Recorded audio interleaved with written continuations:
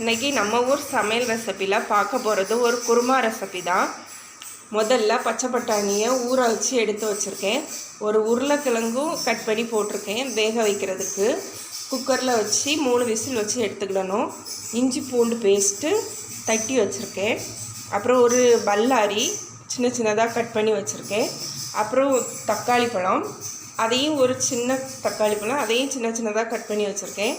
தேங்காய் தேவையான அளவு, இது வத்தல் பொடி தேவையான அளவு, கரம் மசாலா 1 ஸ்பூன், மல்லித்தூள் 1/2 ஸ்பூன், தேங்காய் கூட அரைக்கிறதுக்கு கிராம்பு, கருவேப்பிலை, ஏலக்காய், பெருஞ்சீரகம், 1 டீஸ்பூன் ஜீரகம், ஒரு கருவேப்பிலை தாளிக்கிறதுக்கு.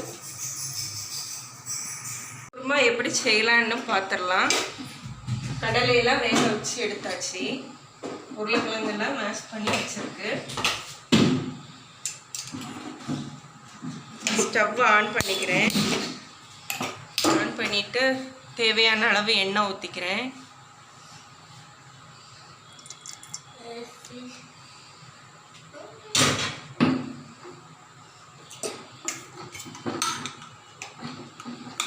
கொஞ்சம் கடுகு,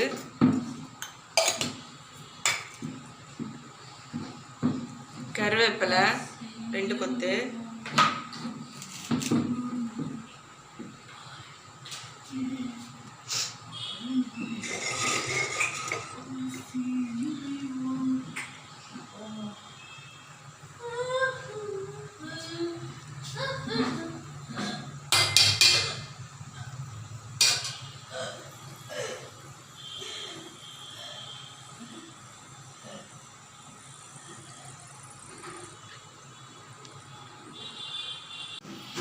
கடுகு வெடிச்சிருச்சு. இனி இந்த கருவேப்பிலை போட்டுக்கலாம். அப்புறம் இஞ்சி பூண்டு பேஸ்ட்டு உள்ள சேர்த்துறேன்.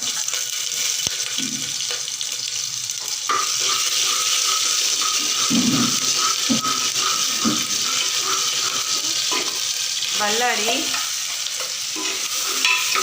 போட்டுக்கலாம். போட்டு கிண்டிடலாம். கிண்டிட்டு பச்சை ஸ்மெல் போகிறது வரைக்கும் நல்லா வதக்கணும்.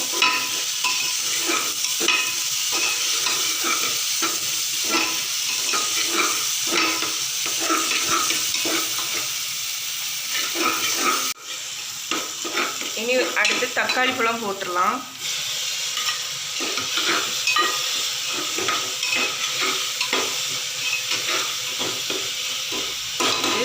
வதங்குறதுக்கு கொஞ்சம் உப்பு போட்டுருவோம். அப்புறம் சீக்கிரம் வதங்கிடும்.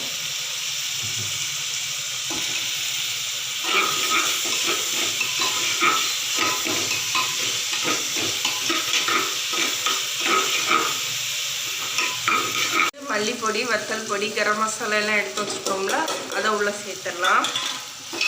உள்ளே சேர்த்துட்டு கிண்டி விட்டுடலாம். கிண்டி விட்டுட்டு அந்த நம்ம கடலை அவிச்சு வச்சுருந்தோம் இல்லையா, அதில் உள்ள தண்ணி கொஞ்சம் எடுத்து உள்ளாடி சேர்த்துக்கலாம்.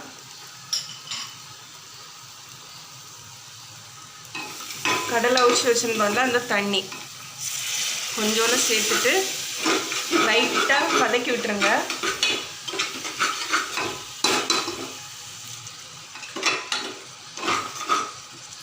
நல்லா வதங்கட்டும்.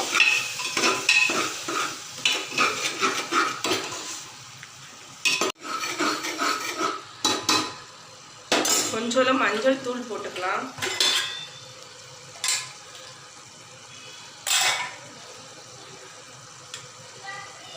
ஒரு ஸ்பூன்.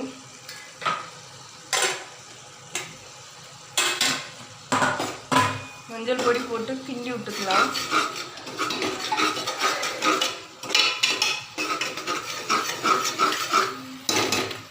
அது பிறகு உருளைக்கிழங்கு அவிச்சு மசிச்சு வச்சுருக்கத உள்ளே சேர்த்துடலாம். உள்ளே சேர்த்துட்டு அப்புறம் கடலையும் உள்ளே சேர்த்துடலாம்.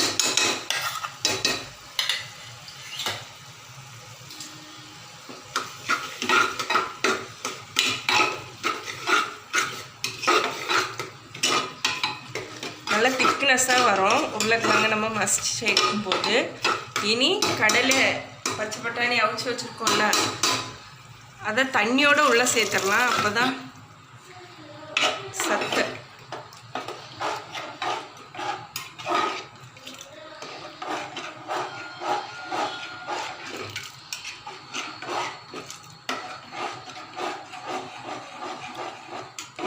ஒரு கொதி வந்துடட்டும்.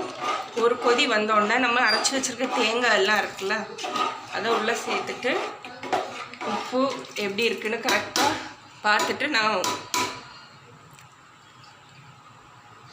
பார்த்துடலாம்.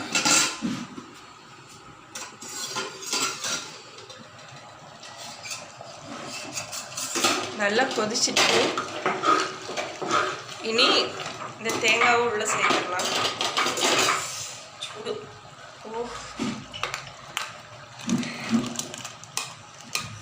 அரைச்சி வச்சிருக்க தேங்காய் எல்லாம் சேர்த்தாச்சு.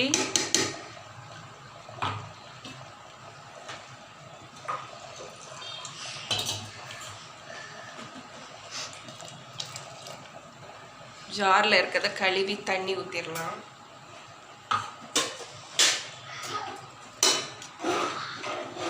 ஒரு கிண்டு கிண்டி விட்டுடணும்.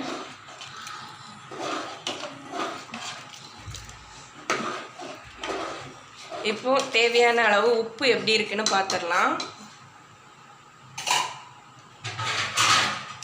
உப்பு கொஞ்சம் கம்மியாக தான் இருக்கு.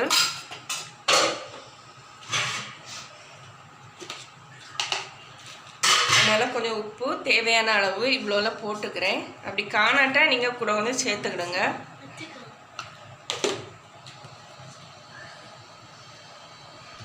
குருமா கொதிச்சிட்டான்னு பார்த்துடலாம். நல்லா கொதிச்சுட்டு இருக்குது. இனி இறக்கிடலாம். குருமா ரெடி ஆகிட்டு பார்த்தீங்களா. இது சப்பாத்திக்கு, தோசைக்கு, பரோட்டா எல்லாத்துக்குமே வச்சு சாப்பிட்லாம். நீங்களும் இதே மாதிரி ட்ரை பண்ணிவிட்டு எனக்கு சொல்லுங்கள், கமெண்ட் பண்ணுங்கள், லைக் பண்ணுங்கள், ஷேர் பண்ணுங்கள், சப்ஸ்கிரைப் பண்ணுங்கள். ஓகேயா?